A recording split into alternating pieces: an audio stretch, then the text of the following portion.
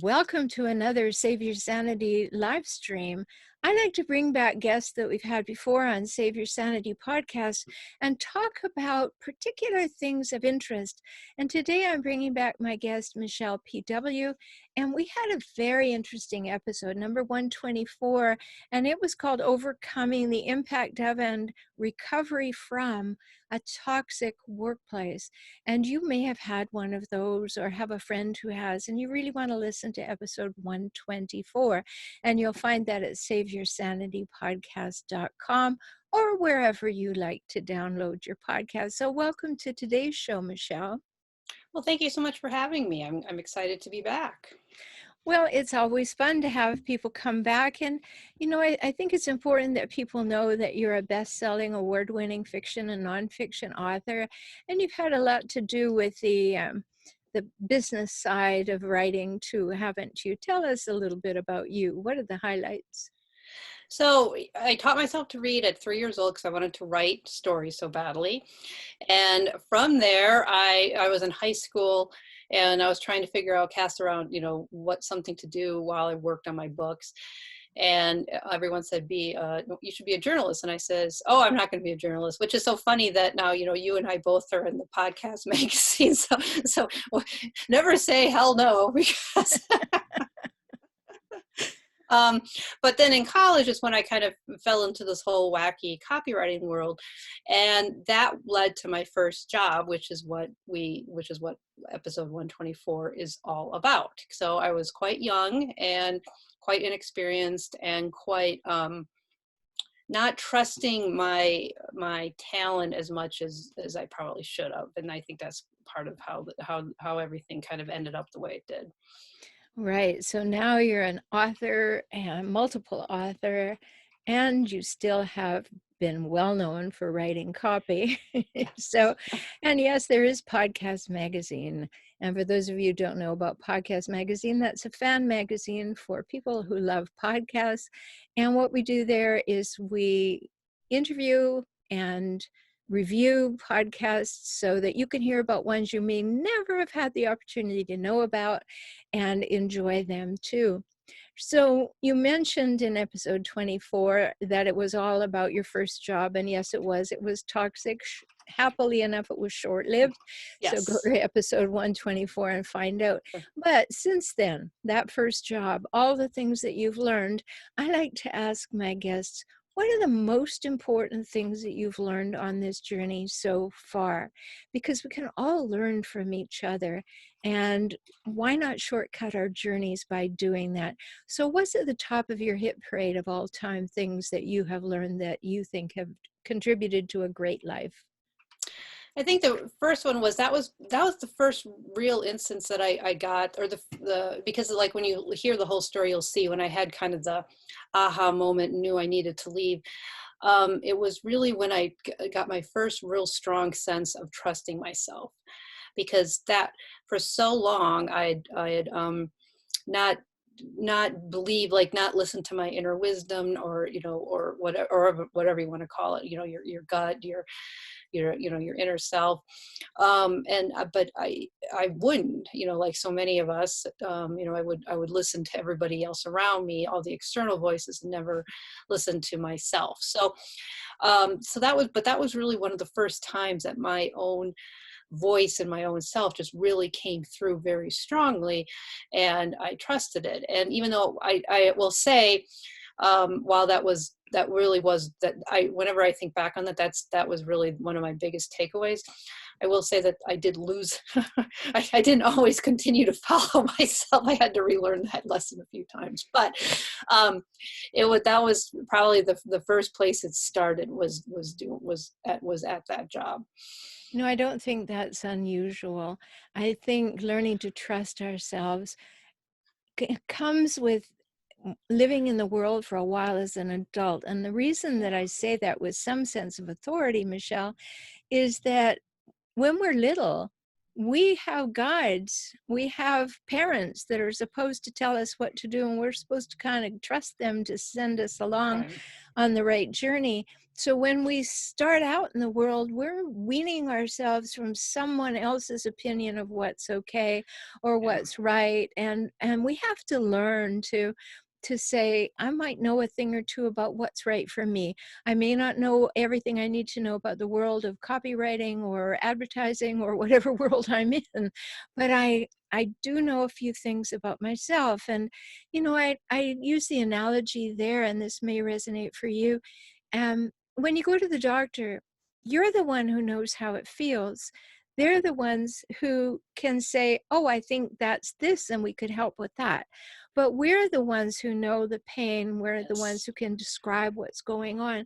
And we have to trust ourselves to do that and then get into cooperation with a medical doctor or a naturopath or whomever we're working with to say, okay, knowing what I know on the inside and what you know about that on the outside, how can we get the best result?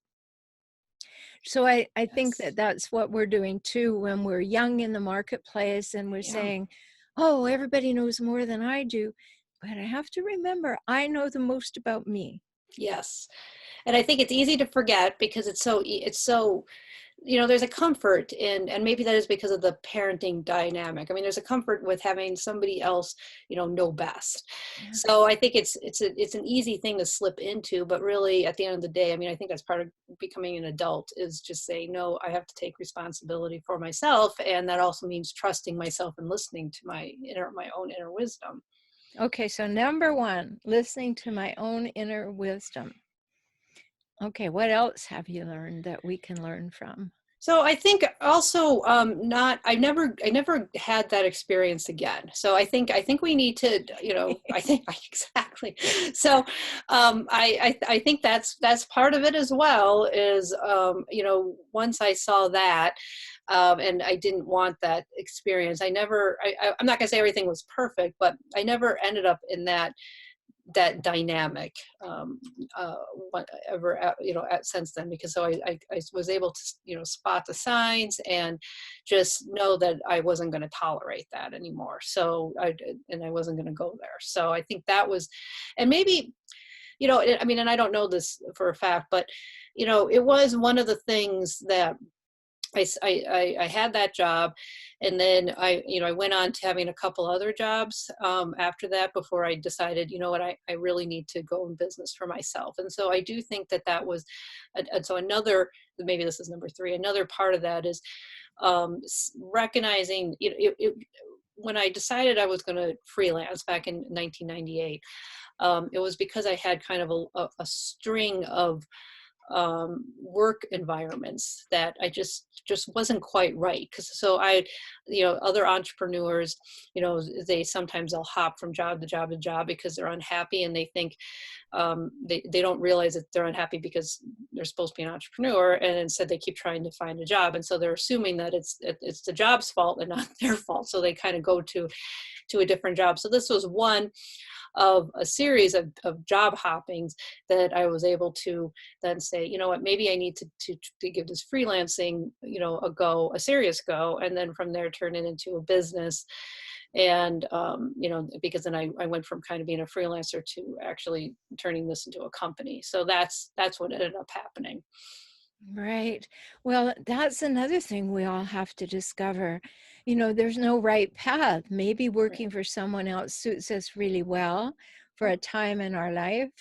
And then sometimes it doesn't suit us at all because we come to realize that our gifts are better served by being an entrepreneur or being a Right. freelancer, as your industry would call it, and then becoming entrepreneurial and realizing you needed to create a company once you've been a freelancer for a while.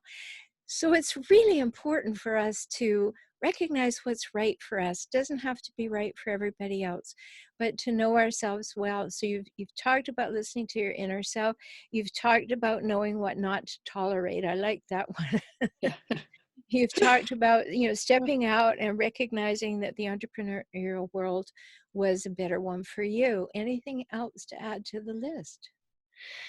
So I think that also realizing that but because I don't want to get into all of this because it sounds a little too, it's not my story to tell, but what, but, you know, she ended up having a, you know, things didn't work out for her a few years after that.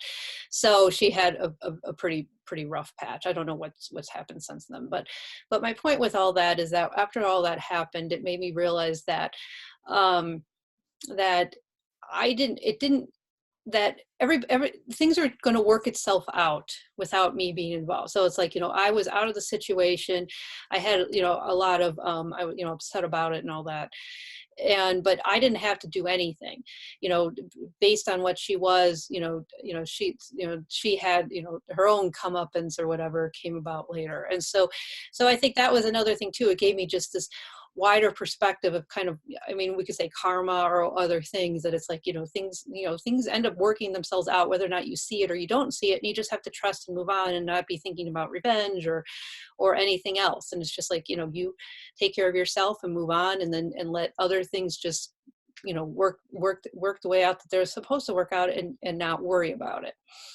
I think that's really wise too, because what I would also add to that, and correct me if it's not part of what you said, but I think it's understanding that some people are just unpleasant and on the attack, and it's not personal.